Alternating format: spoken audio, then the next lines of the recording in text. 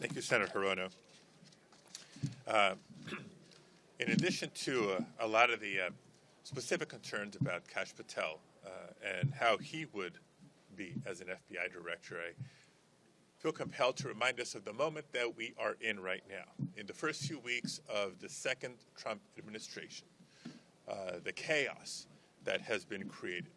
We've seen efforts by the administration to unlawfully freeze federal funding, threatening payments to housing programs, Social Security, Medicare, beyond, etc.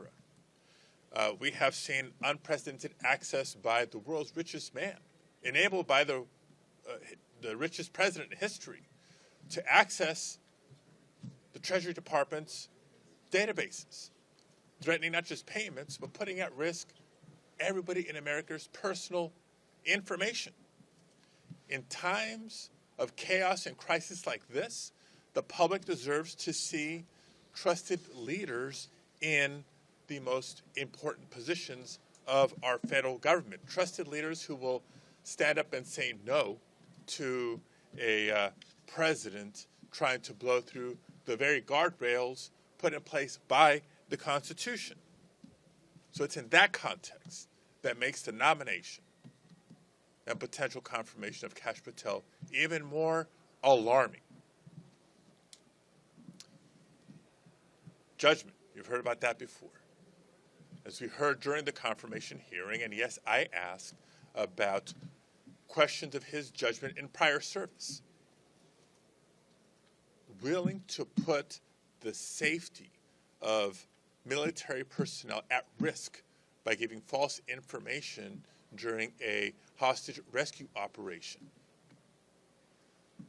That's the kind of judgment you want at the FBI? I don't think so. Lack of preparation. When I asked him about his thoughts on what should be common sense gun safety policies and protocols, what his position was on things like universal background checks, either failed to answer, chose not to answer. Poor judgment, clear lack of preparation for the position of FBI director that oversees our background check system for a reason.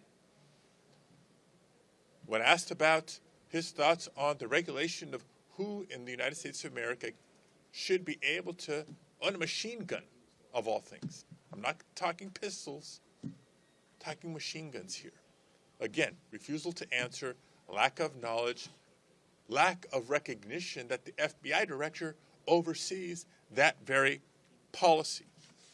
Beyond concerning, beyond alarming. Let alone his lack of ability or lack of willingness to serve independently. It's not just the Department of Justice, it's been the FBI specifically that has performed at its best when it serves the people, when it honors the Constitution and respects the rule of law. Clearly, Kash Patel puts that secondary to his loyalty to Donald Trump. Look, the president was elected. I'm not denying the election or the results. The president has chosen a nominee. Disappointing choice in Kash Patel. Now it's up to the Senate to either confirm this nominee or not. It's clear where Senate Democrats stand. I think my biggest question is, where are Senate Republicans going to stand at this important moment in history? Will they choose the rule of law? Will they choose the Constitution? Will they choose to stay loyal to the very oath of office they've taken and their important advice and consent role? Or will they choose loyalty to a reckless president? We will soon find out.